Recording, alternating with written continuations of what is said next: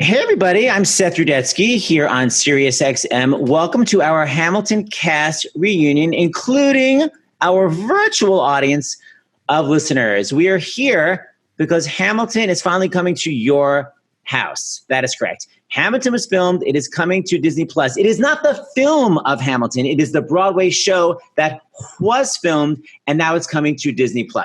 Now, we have a lot of the original cast members here, and so you guys can identify the voice that is speaking with who the hell they are. I want everyone to go around, say your name, say the character you play, and sing your favorite phrase from the show. I will go first. I'm Seth Rudetsky. I play audience member. My favorite phrase is, Lynn. I'm Lin-Manuel Miranda. I'm the writer of Hamilton. I also play Alexander Hamilton. The world has no right to my heart. Thank you very much. David, top that. Hey, I'm David Diggs. I play Lafayette and Thomas Jefferson. And today, my favorite phrase is Hercules Mulligan. Perfect. Jasmine. My name is Jasmine Cephas Jones, and I play Peggy Schuyler and Mariah Reynolds, and I'm not throwing away my shot. Okay, by the way, I said sing your favorite phrase. There's a lot of rapping happening. Where's your amazing D to an E flat that I wanted to hear? Stay! Thank you. God, excellent. Oak. Nailed it. My name is Oak. I play Hercules Mulligan and James Madison. I am the one thing in life I can control. That was a very good Leslie. Love that line. I'm seeing Bus and Truck National Tour casting. Chris, what about you? Hey, I'm Christopher Jackson, and I played George Washington. I am the very model of a modern major general. 2 for 1. It's not favorite phrase from a show. It's favorite phrase from Hamilton. That's Check yourself, Seth. I say that. That's in the show. Now, I'm the very model of a modern major general, the venerated genuine veteran whose men are. Do I need to go on? Yes. So many complex rhymes, internal. I mean, what else are we doing, Seth? What we are doing is actually singing favorite phrases, not reading them. I need to hear vibrato, placement, forward in the mask. One last time. Ooh, it was worth it. Hey, Chris. You better That was slap. beautiful, but Seth, I don't appreciate you not allowing this to be a rap show. I feel personally violated by this. This show is about rapping, Seth. It is not just rap, mofos. There's a combination of belting and rapping, and I need I'm everything. just saying, you are enforcing your musical-centric views on my experience of this show, and I don't appreciate it, Seth. You need to check your privilege at the door. Hey! I'm calling out your lack of being warmed up. You're So no, digging. let's try. Stop digging. Stop digging, Seth. Let it go. It's done. Where was I? Renee, what would you like to say and sing? Renée Elise Goldsberry. I play Angelica Schuyler. And I'm helpless. Go, girl. Thank you. Was that so hard? Amazingly placed. I almost want to say so, but I figured I'll let it be your show. Thank you. Leslie, what about you? My name is Leslie Odom Jr. I played Aaron Burr. And when I watched the film, I hadn't thought about it in a long time, but there was the cast will know what this is, but there was my favorite cut phrase that I couldn't stop thinking was, all night bull session, get him up to speed. That will mean nothing to lots of people, but the cast is dancing right now. That was the jam. And how could I forget lovely Phillipa? Hello, Seth. This is Phillipa Soo, and I play Eliza Hamilton. And I'm not here for you. Hey, Okay. hey. I love a switcheroo. Every time. Yeah, Nene. Everyone still got it. Hashtag still got it. Okay, so this is showing July 3rd on Disney+. So, Lynn, you know the inside scoop. This was supposed to basically be showing like at Lowe's on 66th Street, and suddenly it's on my TV. What the hell happened? How did I get such good luck? Go. You got good luck because the world turned upside down, and there is no theater right now.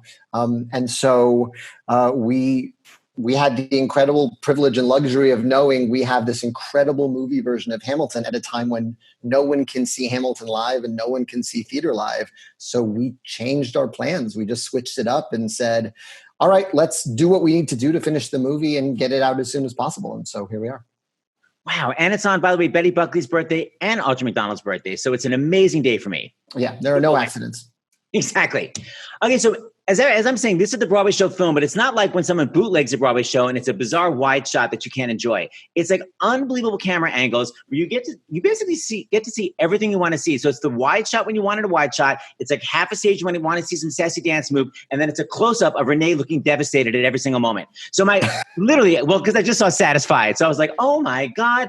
So what was it like, by the way? Someone call out doing close-ups, because as far as I know, when you do a close-up, a Broadway close-up is like giant Carol Channing, but did you guys have to modify your acting because it was just too over the top? I want everyone to answer this, but I'll say that this is maybe the best rehearsed movie in the history of movies, because you're seeing a movie where everyone has performed these scenes literally hundreds of times. And so the goal really became about honoring the performance we're giving. Sometimes the camera is closer and sometimes it's farther, and it's no accident that everyone in this Brady Bunch square has gone on to incredible success in film and TV, because they can manage both of those things very ably. But I'd love for people to speak to, having the camera in your face sometimes, and also the pressure of knowing this thing we do every night. This is the one the world's going to see. Exactly. The world will know. Yeah. I want to talk about that. Well, actually, just for a second. So did you do one whole run through with just close-ups? Like first tell me how you filmed it, then we'll get into that. So 2 live shows. The shoot is basically 2 live shows and then everything we can squeeze in the middle. A Sunday matinee with cameras in 6 positions. Then we filmed close-ups and steadies Sunday night. Then we filmed close-ups, steadies, cranes, reverse all day Monday. Then a little more of that on Tuesday morning. I think we did close-ups and stuff on like 11 numbers all day Monday. And then more on Tuesday morning, and then one more live show on Tuesday night. All right, so who out of this group is having a panic attack from the camera in their face? Go. Leslie, why are you smirking? I didn't have a panic attack, but I, even after this, fabulous theater training that I got at Carnegie, I spent most of the first part of my career, after school doing mostly TV. So there was, I was really excited about the opportunity to marry both of these kinds of storytelling, that I like so much, the theatrical, full-bodied storytelling that we got to do for 1,300 people. And then once I heard that they were going to bring in cameras, I was really excited about the chance to layer in some more specificity and small gestural stuff that really would only work if there was a camera there. So I did not panic. I was excited by it. What was sort of the scariest thing? I would love like specificity, like, oh my God, this is the one note that I'm always panicked about and now I have to really nail it. Like, what was the scariest thing to sing? Anybody? We shot this thing after doing it for a year. Yeah. Like if there was going to be anything scary, I would have fought out. I would have gotten out of it in rehearsals. Was this pretty? Lynn can attest to that. I feel like this is pretty close. This is not long after I had my stroke during We Know, right? So I think I remember being worried. I'm glad you brought it up. I remember being worried. Oh, he about did that. yesterday, and it was just he and I talking, and I was like, Can you remind us what those lyrics were on that particular performance, Diggs? Yeah. No, they went something like, Zubba, zubba, zubba, zubba, zubba. And then a slow turn upstage, followed by Leslie patting me twice on the shoulder. Sure. Leslie was there. He had your back. I wasn't. I was trying not to laugh. I couldn't speak. Oak was like this. Literally, mouth was open. Just again. It was also hilarious because in that number, everyone is on the surround or on the floor. Like the whole cast is basically watching. watching. So you just see all of us like. You just literally see shoulders, because their backs are to the audience. So it's the whole ensemble going, trying not to laugh. It's very funny. But we all have our versions of that. Like I remember during Right Hand Man once, and it's like just even noticing one thing and getting out of your head for a moment, and you fall off the train. We were doing Chris handing me the pen in Right Hand Man, and I looked up and went, oh, Jasmine's on the surround. And just in my head. And then what came out of my mouth, because in my brain was, oh, I never noticed Jasmine on the surround, was, you need all the help you can get. I have some friends, Morins, Lulligan, Laka. I don't think anyone will beat me, though. Which is forgetting the lyrics to Burn. And not just the lyrics, like a whole verse. Oh, I don't remember that. I remember that. I remember because we were all backstage, and because Pip's a rock, so it happened, and everyone literally went, "Huh?" We were like, "This never happened." Like we've never heard anything like that before. We were all more worried. We were all more concerned. Yeah, straight up, thinking it was funny because you don't ever mess up. Oh, I thought something happened on stage. I was like, I might have to kill somebody. If I can throw Andrew Reynolds under the bus for a second, he had one of the finest moments. The best. He went up in King George, and his immediate survivalist response was to just start going, just throwing the sound department under the bus. My mic. It was his mic. Just, that is genius. That's a great trick. I've seen that before. Don't forget Leslie's. Leslie, when you went, oh, shoot. When you forgot the lines and you're on stage, you went, oh, shoot. I forget what that was. It was the most beautiful That was thing. at the end of Room Where It Happens, right? Yes. He just, no, it was at the top. It was at the top of, I forget, one of the five. And you come out and you go, oh, shoot. And it was just so That was an early honest. preview, though. To be fair, that was not a year in. How do you remember? See, you. Oh my week. God! How do you remember that, dude? The thing Yeah, 'cause about I it was is in the audience. normally people, when you mess up and you know you messed up, you ask everybody, "How did it go? Did I mess up?" And they're like, "I don't even know. I didn't even hear anything. It's the friend lie, I don't right? even know what happened." Like lying to you.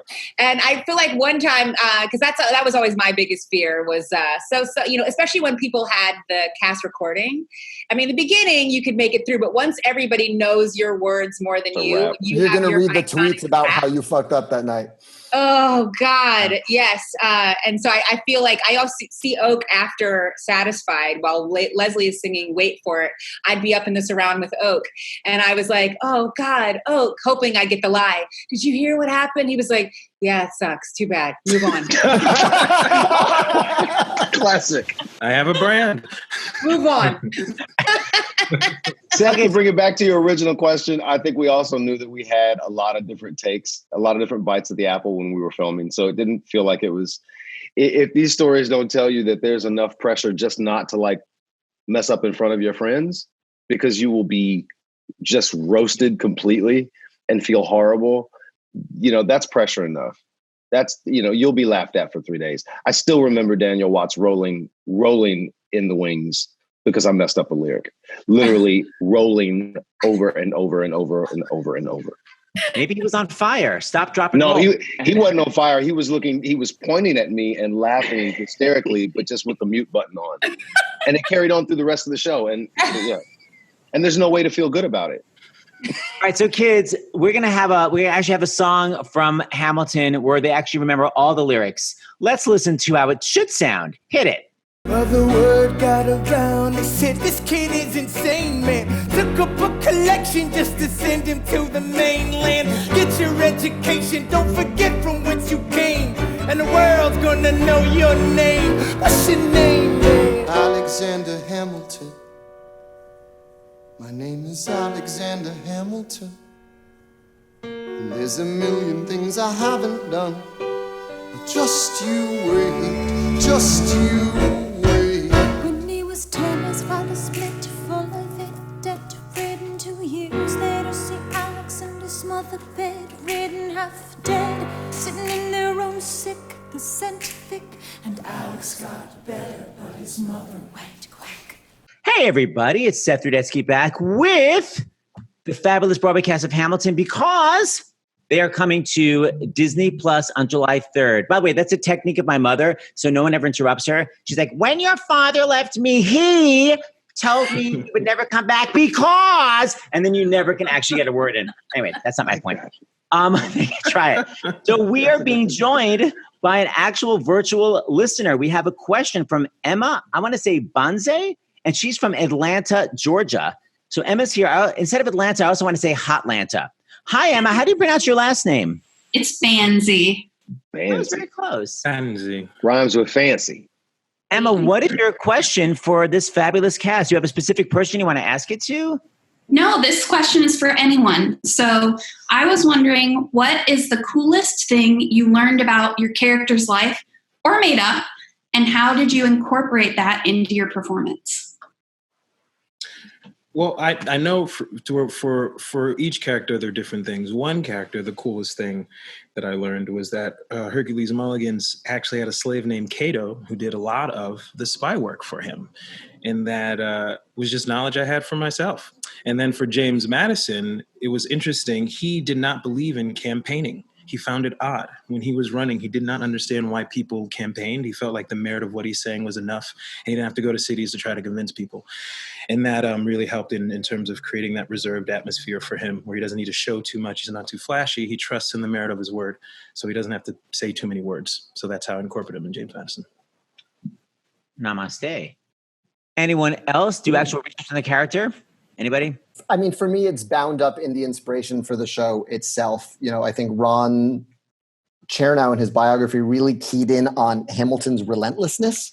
And that was, you know, there's no break. It's like, all right, I'd finished this. What else can I be doing?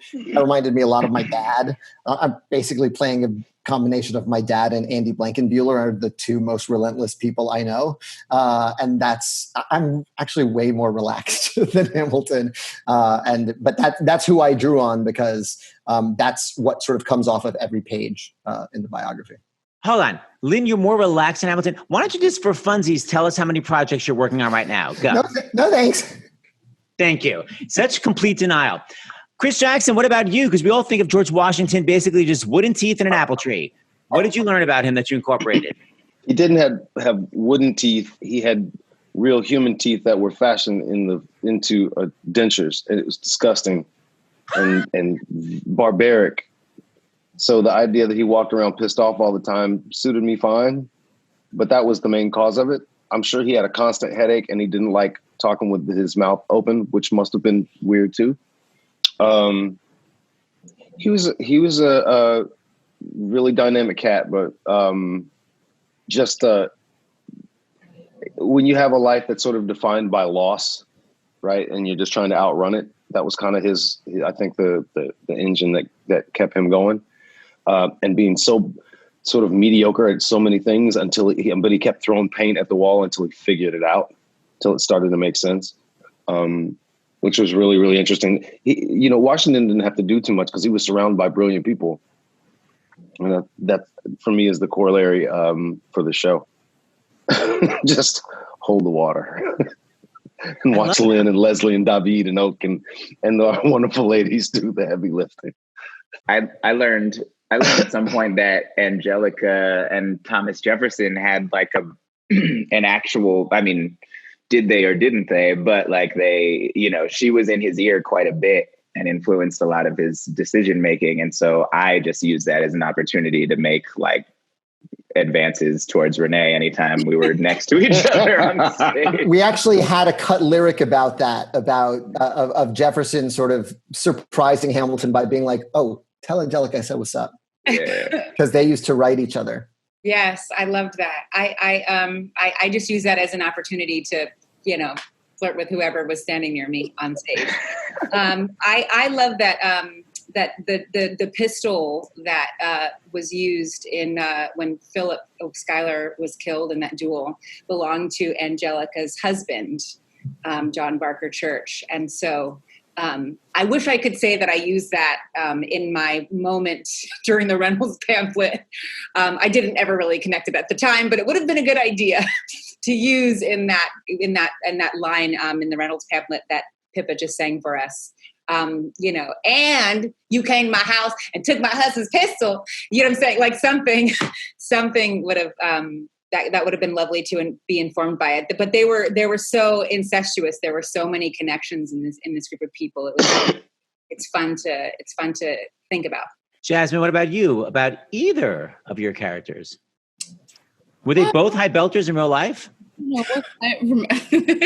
probably not. I know that Peggy married really young to a very rich landowner, so that's what happened to her for the rest of the first act, if anyone wants to know. And really with Mariah Reynolds, it was just, I don't know, survival. I guess that's what I looked at in order to get through that scene for Say No to This. She really didn't have anything, and you know, it was more of a survival technique for her. So, and you know, Peggy, the love that she had for her sisters, that was the most important thing for me to show in the Schuyler sisters, especially. So, the Schuyler sisters. Phillipa, what about you? Well, the most meaningful certainly was getting to know the community at Graham Windham, which in the last song of the show, we mentioned the orphanage. And Graham Windham is now what was first established as the first private orphanage in New York City, still exists today as a social service that helps young people and families in the New York City area. So getting to know that community and the young people there was super meaningful because it was a living, breathing legacy of Eliza's. And I felt like the moment that Lynn mentioned Graham Windham to me, I was immediately touched by the fact that something that she put so much of her life into still existed today. Basically sums up who she is as a person. It's so obvious what kind of a person she is because of the legacy that she left. That's right. And Leslie, what about you? You're not going to say, turns out Aaron Burr was really nice in real life. What did you find out? Well, I actually think the show, in a way, captures it in a really subtle way. But I've heard scholars talk about him as like of feminist or believer in the rights of women in his time. I'm sure there's other people who say he didn't do enough. Which is fair. But as someone he was just so. He really respected women, and he was so impacted by women. He had a real respect for women. And so he championed their rights publicly and privately, really championed the rights and the independence of women. And how did that help you? It made you go like, he has a good part of him? No, it helped me in thinking about, that he's not all bad, right? But it helped me in thinking about the relationship, his relationship to all, I did come in contact with women on that stage. So what that relationship would, might be like the footing, that he might have, the relationship with his daughter, who might be influencing him and whose voice he might be considering, when he's making his decisions. It was helpful to me. And I actually, I did find ways to put it in the performance, I think. It's so interesting because you're all playing people based on real people. So you're not developing your characters whole yourselves. You're taking the real life facts and then using them for your acting. And you're also knowledgeable. We have a very specific question for Jasmine from one of the listeners, Derek. He says, my wife would like to know what Jasmine puts in her hair. It is perfect, smile face. I use Diva Curl. Perfect. And Yes, queen. My hair. So there's a. And said I what? My hair? You didn't do your hair?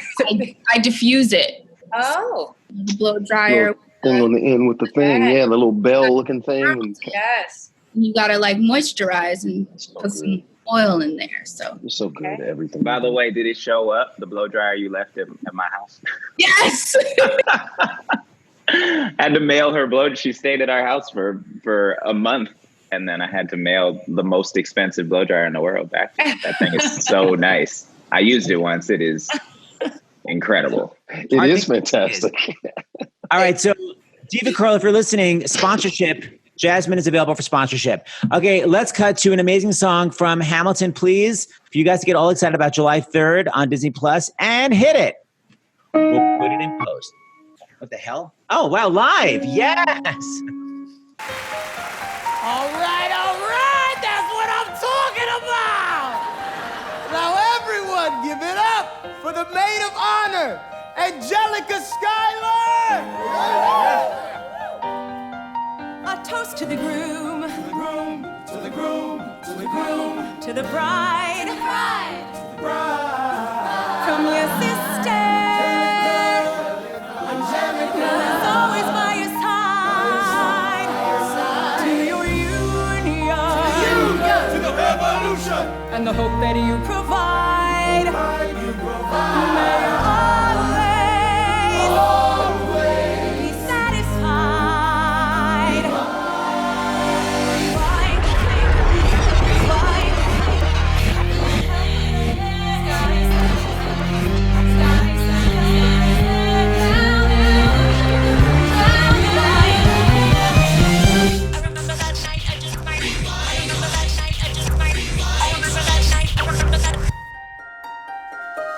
I remember that night, I just might regret that night for the rest of my days.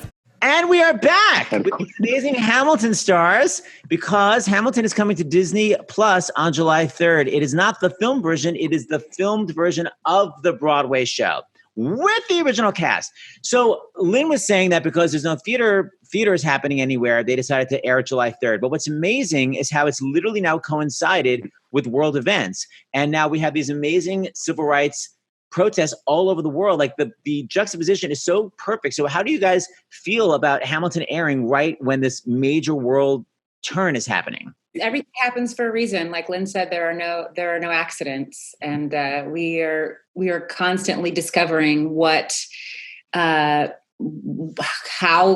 desperately we need art, how desperately we need to understand and make sense of our history, and this gives us an opportunity to do both. It's weird. One of the themes of the show, and I think one of the sort of lines that resonates most with me, is you have no control who lives, who dies, who tells your story.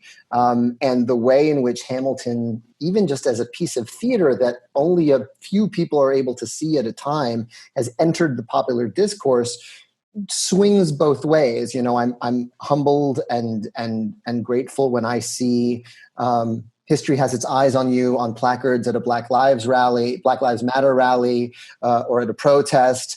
I don't know what to do when I see the room where it happens as the name of Ambassador Bolton's friggin' book.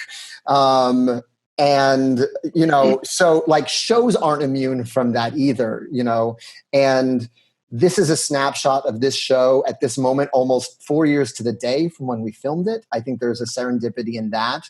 And the thing about Hamilton is that there's just so much in it that different things hit differently depending on where we are in the national conversation. The show hit differently during the Trump era than it did in the Obama era. This hit like the lyrics on slavery and what these people did and what they didn't do. Their silence hits differently now than it did now that we're having these conversations and having this massive overdue conversation on systemic racism. So it because it brushes up against the origin of the country, there's always something that pops out of it. At least for me, to piggyback on that, it's I'm so moved when I was watching it, knowing and seeing that the character Hamilton, his journey started with him saying, "This is not what America should be. I have an idea of what it should look like." I think a lot of the protesters in the streets right now feel that way, especially after watching George Floyd murdered for 8 minutes and 46 seconds. A lot of people realized and wanted to articulate how this is not the way that America should be. And I'm really happy and excited that people can come home, watch the show and be entertained, but also get that message that it's important for you to speak out, not just to feel it, but to go out and do everything. Push a Seaberry off a box, stand up, get your homies and say, no, I know what America should look like, and doing everything in their power to make sure it looks that way. So that's really inspiring for me to know that these humans in this Brady Bunch configuration, that collectively we're putting that message out. And it's also awesome that that message came from a white man. It's important that people saw that the founding fathers said the thing that the people in the streets are saying right now. And hopefully that lands. I think another important part of that is how young Hamilton was and all of these cats were when they said that. And when we look at the energy in the streets and see that it is really being led by young people, hopefully this continues to give them motivation to do so. I think there's another thing about the popularity of the show and the way the show hits and the fact that we present American history on Black bodies and with Black voices.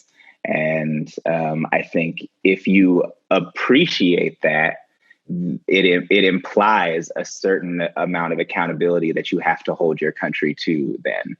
Right. So if you go home and watch this and are filled with this kind of love for the Black and brown energy that is being put forward, you should also want to protect that life. And if you are Black and brown, you should recognize that, this is yours. Right. It is you have ownership of everything everything here, and your voice matters. And that's also something that's exciting about it streaming in not being something that you have to pay a ticket and leave your house to go see. We're excited about new communities having access to this right now, especially now. Yeah, well, it seems like everyone's seen Hamilton. They really haven't. I mean, so many people that have never seen it are going to suddenly see it on July 3rd. I mean, the part I can't wrap my mind around, Seth, is more people will see this show on July 3rd, 4th, and 5th than have seen it in the previous 5 years. Literally, Barbra Streisand's speech for the Emmys. Remember when Barbra Streisand won the 6 each? She's like, how about I had to do Funny Girl for the next 27 years to get the amount of people that saw me in one night? Yeah, same thing that you're saying. I wasn't going to go Streisand, but she's absolutely right. She was right then. She's right now. Thank you. But by the way, I don't really understand anything about TV. I have channel 2, 4, and 7, like a black and white TV at home. The question is, like, on anybody New Yorkers on Disney Plus, like, how many times can I obsessively watch it? Like, will it be there forever? Like, what's the deal with that? As many times as you want. It's yours. So I can learn all the choreography instead of just like a number. I could just watch it over and over again and finally. Probably better than I learned it. Good luck with that. Yeah, all of us. Chris, why are you wishing me luck? Because I've had to do little bits and pieces of it. And I have a herniated disc that's 4 years old. I was going to say, you couldn't good luck with that, extend homie. your foot, Seth. You had like a half extension there. How can you learn the dances? Yeah, I still got it. The foot may be flexed, but I still got it. Okay. We have a question coming from the audience. Before we focus on my dance training, we have a question coming from Emily Jacobson from Westchester, all the way out in Westchester, New York. She has a question. Emily, would you like to come on screen, please? Hi, Emily. Hi. So my question is, with Hamilton coming to Disney Plus in early July, how do you think the experience of seeing it for that first time changes watching it at home instead of live? That's for you to tell us, to be honest. I can tell you as someone who really wrote the thing to be experienced live, I'm really proud of what Tommy Kail did. I think he really captured the energy as well as anyone can capture something like this, the lightning in the bottle that was these humans in this theater at this time. I can tell you that you have 1 minute for intermission and you can pause and make that intermission as long as you want. So there's not the ladies' room crush that comes with every theater the rushes in the world. If there's anything we can rebuild on the way back to live theater is let's go to the bathrooms before we emerge. Amen. Amen. So you'll have that 1 minute intermission. But it really is, it's the show. It is the show at the end of June 2016. It begins when Leslie comes out on stage. It ends when we walk off and bow, and we have a beautiful closing credit sequence. But it's the show. It's the whole show. So I'm excited for your reactions. And when do you think the film version will be any different from this version? Are you going to rewrite sections?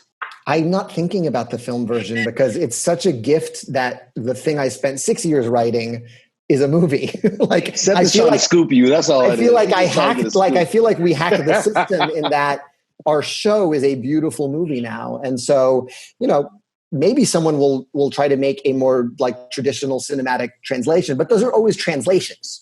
That's taking a 2-act thing and making it a 3-act thing, and I think John Chu did a brilliant job of that within The Heights, which in another timeline we're talking about right now. But I'm just amazed that we get the show out to the world in this way. Man, this is Disney Plus is like literally around the world. Yeah. Wow, man. Okay, well, speaking of Heights, I always say, everybody out there, you're not allowed to be obsessed with Hamilton until you're obsessed with In the Heights. So you need to listen to the entire cast album of In the Heights. You need to memorize it, and then you will be allowed to watch Hamilton on July 3rd. I remember like when In the Heights came out, I listened to In the Heights, that I like so many people, I was in college at the time, so my first experience of a lot of Broadway shows was through cast albums. And that show, I was listening to it on a Greyhound bus going home on some vacation, and like the tears were shooting out perpendicular, like this way. There was something about the need to communicate that has always been very moving to me. When somebody comes out on stage and they need to tell you something so desperately, there's something that's very moving to me. And you can hear that like in the opening moments of that show. It's like, it's just like, we have something that we need you to get, And I remember listening, of course, there's like, man, I hope that I'm involved in something someday that, feels like that. And I remember listening back to one of our rehearsals. I used to record our rehearsals, the Hamilton rehearsals, to learn my parts and stuff, and listening to us in the opening number. And when we like had that first swell, it's, we come to the front of the stage and it turned into, we called it the timeline, I think, but we all sing together for the first time, and we sounded like that. We sounded like there's something that we love, that we believe in, that we want you to get today. And it was, again, tears come that way for me. Something about that. That's also a testament to those amazing vocal arrangements where it's in everyone's perfect pocket of their voice. Like they're so stunning. And oh my God, the sound of that. And Chris Jackson, you were there for Heights and Hamilton. How would you compare the experience? Because Heights, you didn't know was going to be a hit. It was just this amazing show you were doing a reading of. Heights was the it was the little show that filled everybody up. But we went to work every single day not knowing what the next day was going to be. Right. That clearly was not the case with Hamilton. Hamilton was, I think, after the first show or first or second show, we kind of had a sense like it was. I don't remember exactly the moment with Hamilton, but with Heights, I remember it because, it just felt like my entire career, my whole life was literally tied up in the telling of that story. Like I met my wife doing the second or third reading of it. I met Veronica doing that. My son was sort of the first Heights baby. And, I still talk to so many people we have that experience together. It was, it did for my heart what Hamilton did for my head and for the rest of my life. But it grew me in such an amazing way. And I had never, up until that point, I hadn't really gotten to play a role that was so close, to what my life experience had been on a lot of levels. And so I always say that Hamilton is the best thing that ever happened to me. But Heights is the show that like grew me up and really like changed me. P.S. It took over your life. I saw it 10 times. This was our Hamilton reunion with all these amazing original cast members. Don't forget, Hamilton is going to be July 3rd on Disney Plus. Yes, you are allowed to learn all that original choreography. See me for a tutorial. Guys, thank you so much for being here today. July 3rd, Disney Plus. And Lynn, you said for the Hamilton film, you're going to add what song again? Trying to scoop you. Congratulations! Yes. Not true, but it's in my heart. Oh, good. You can pause it, play that song, and then go right to burn if you like. You have it. It's in your house. So good. Thank you, everyone. We love Hamilton. We love you guys. Thanks, Thanks, guys. Bye, everybody. Thanks, viewers.